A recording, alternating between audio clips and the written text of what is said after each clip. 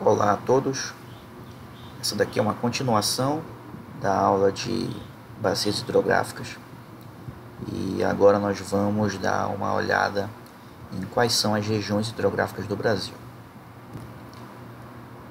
Nessa imagem a gente consegue ver a divisão do Brasil nas suas 12 regiões hidrográficas. E o que nós temos que lembrar da aula passada? Que cada região dessa apresenta características ambientais similares, certo?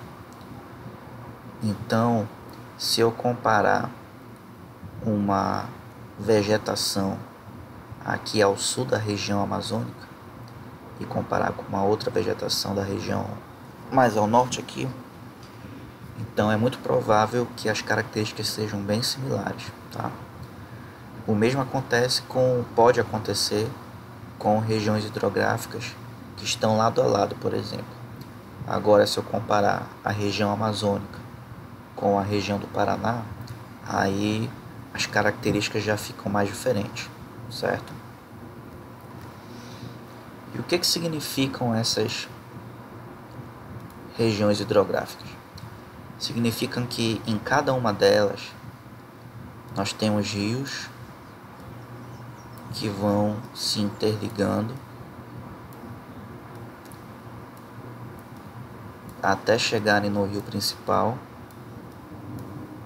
e esse rio principal vai ter o seu fim ou no mar, se a região hidrográfica tiver divisão com o oceano, claro. Ou então, se a gente olhar, por exemplo, a do Paraguai ou a do Uruguai, que elas não têm contato com o mar, que fica aqui à direita, até subindo mais ou menos até aqui assim. Acho que daqui para cima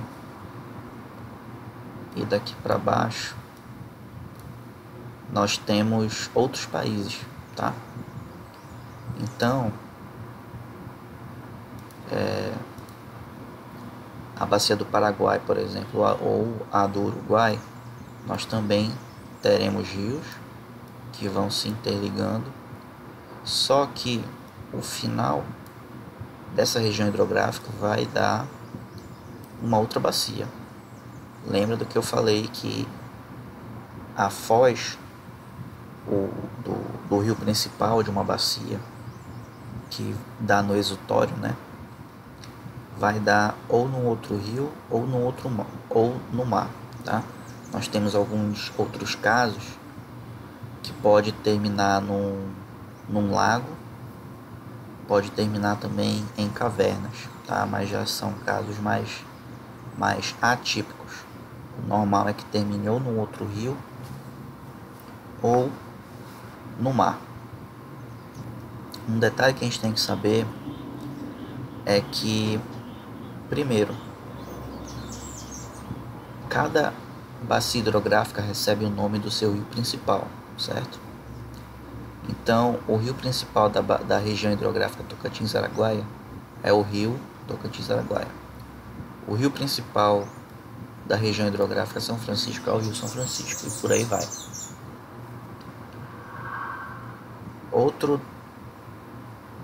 Outro conceito que a gente tem que saber é que cada bacia ou região, nesse caso, pode ser dividido em subbacias, certo?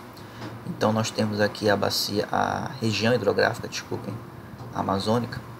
A gente chama de região hidrográfica por ser muito grande, mas a gente pode dividir em sub-regiões, certo?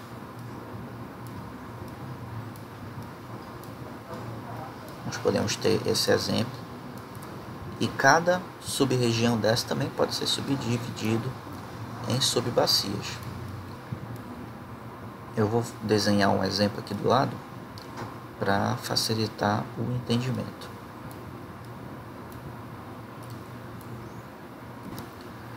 Então eu desenhei essa bacia aqui do lado esquerdo, certo? Nós temos os rios, o exutório está bem aqui em cima e esse contorno são os divisores de água. Então eu posso fazer uma análise ambiental de gestão ou então das características físico-químicas e biológicas dessa bacia, considerando ela como um todo, tá? Mas eu também posso dividir ela da seguinte forma.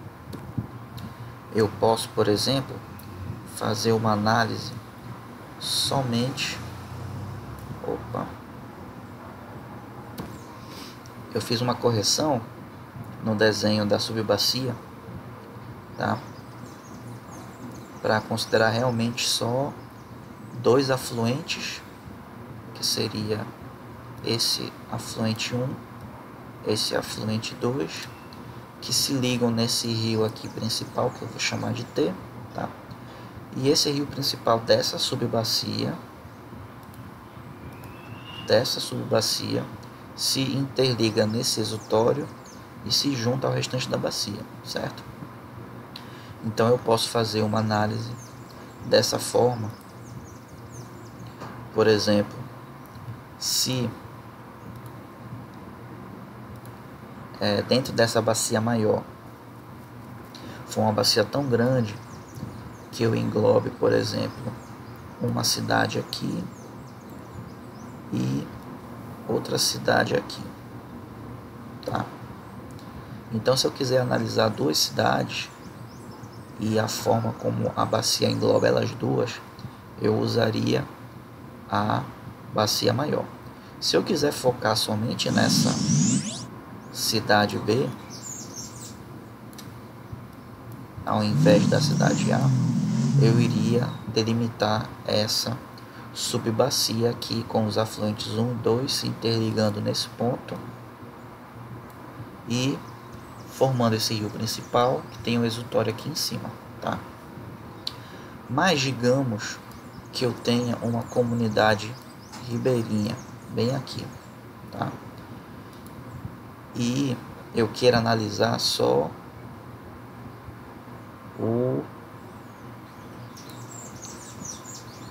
a microbacia na qual faz parte essa pequena comunidade. Então eu poderia fazer uma microbacia só desse único rio, tá?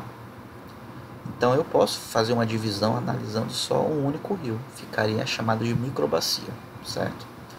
Então esse rio teria o seu exutório nesse ponto, que se interligaria nessa subbacia menor, que se interligaria nesse outro exutório aqui e se juntaria à subbacia maior, tá? Então a gente tem que ter em mente que a gente pode dividir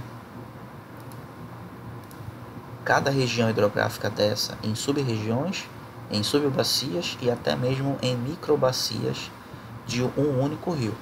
Lembrando que o nome de cada uma dessa região, sub-região, subbacia ou microbacia recebe o nome do seu rio principal, tá? Então, se vocês procurarem pela internet, vocês podem achar esse exemplo aqui, ó. Análise ambiental da microbacia do rio tal. Então, quer dizer que ele está analisando provavelmente um único rio. Se você procurar e achar análise ambiental da subbacia do rio Y, então quer dizer que nós temos um emaranhado maior de rios, mas o rio principal é o nome do rio que deu origem ao nome da subbacia. E como última observação a ser feita nessa imagem, se vocês lembrarem do conteúdo de geografia de biomas brasileiros, se eu não me engano são 7 ou 8 biomas, e vocês pegarem um mapa de biomas brasileiros e colocarem em cima desse mapa, dessa imagem de regiões hidrográficas do Brasil, vários dos biomas vão casar com essas regiões hidrográficas, tá? Por que isso acontece? Porque é aquela relação de milhares de anos que nós temos um comportamento da chuva escorrendo pelo solo, formando rios, vegetação crescendo ao longo desses rios e sobre esses relevos diferenciados, certo? E cada um desse tipo de comportamento de rios, de vegetação, de fauna também vai formar esse bioma, tá? Então, por exemplo, a região amazônica casa com o bioma amazônico.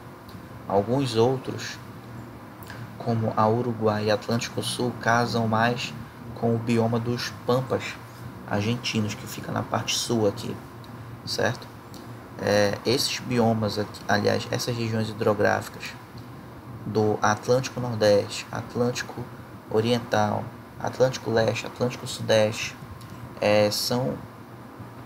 eles casam mais com o bioma da Mata Atlântica.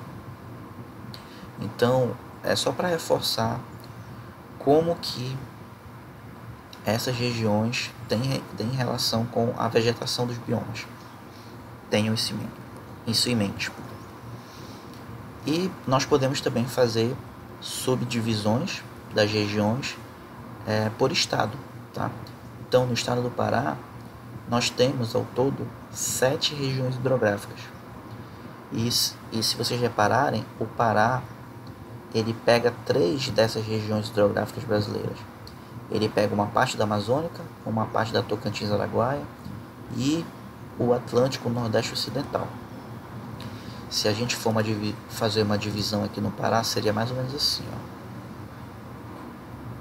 Viria aqui, desse desenho para a esquerda seria a Amazônica,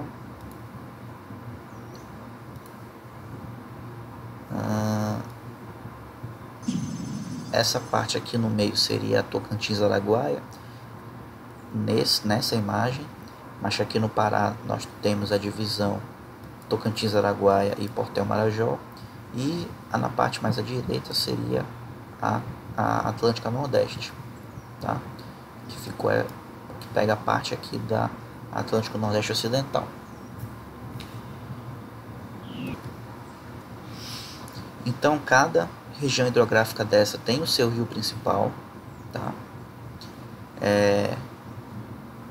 Tem o seu exutório, que pode dar ou num outro rio ou numa outra bacia.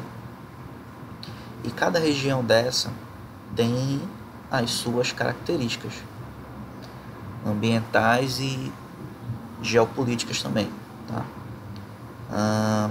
Por exemplo, a região do Atlântico Nordeste, a gente fala que é a região mais consolidada do estado do Pará. O que isso significa dizer? Uma região consolidada em termos ambientais é aquela região que já foi tão degradada e explorada que o foco não é mais tentar regenerar aquela vegetação, é tentar manter o pouco que tem, e o resto que já foi degradado, já foi urbanizado, a gente já entende que não tem mais volta, tá? Então o foco acaba sendo só tentar manter o pouco de vegetação que tem. Nós temos também a região Portel-Marajó, que é onde fica Breves e a região Marajoara, tá? Reparem que a região hidrográfica acabou pegando o nome de Portel ao invés de Breves, mesmo Breves sendo considerada a capital do Marajó. O nome da região pegou Portel porque o rio principal dessa região hidrográfica passa por Portel, tá? Breves está num dos braços de rio, então Breves não está à frente do rio principal, quem está é Portel, então por isso que pegou o nome. Outra região importante aqui da Calha Norte, se eu não estou enganado, nessa região é onde tem a maior concentração de unidades de conservação da Amazônia, tá? Então quase que a totalidade dessa área aqui ao norte, em toda a sua calha norte, é formada por unidades de preservação. Aqui na região do Xingu nós temos mais ou menos por aqui o município de Altamira e ao lado dele o município de São Félix do Xingu. Altamira é o maior município do mundo, se a gente considerar a área urbana e a área rural. O que a gente chama aqui em Breves de interior de Breves é a área rural, tá? Então, se a gente considerar a cidade de Altamira e o interior de Altamira juntos, nós temos o município com maior área do mundo inteiro, tá? E do lado dele, São Félix do Xingu é o terceiro maior município do mundo, se não estou enganado, tá? Em termos de área. Agora, esse município, ele tem um dos maiores rebanhos de gado do mundo. Em 2015, quando eu estava fazendo mestrado e eu estava lendo um pouco sobre essa região, eles tinham naquela época 2 milhões de cabeças de gado. Era o maior do Brasil, com certeza, e estava no top 5 maiores rebanhos de gado do mundo, tá? Essa região também, essas 3 regiões aqui, ó, a do Tapajós, do Xingu e do Tocantins-Araguaia, mais essas 2 do Xingu e do Tocantins-Araguaia, acabaram desde 2004 sofrendo muito com o chamado arco do desmatamento. Hoje a gente não comenta muito sobre isso, mas nos anos 2000 era muito comum a gente comentar sobre o avanço da soja vindo do Mato Grosso subindo para o Pará, tá? Provocando muito desmatamento. Mas desde 2008 teve uma diminuição mais acentuada, tá? Então, gente, esse foi um apanhado das regiões hidrográficas do Brasil e do Pará. Tem um dos materiais que eu vou deixar na aula do formulário, que tem um texto que tem maiores explicações sobre cada uma dessas regiões aqui do Brasil. E se vocês procurarem também pela internet, vocês acham outras características mais relevantes sobre o Pará, tá? Então, por hoje, finalizamos por aqui. Obrigado pela atenção.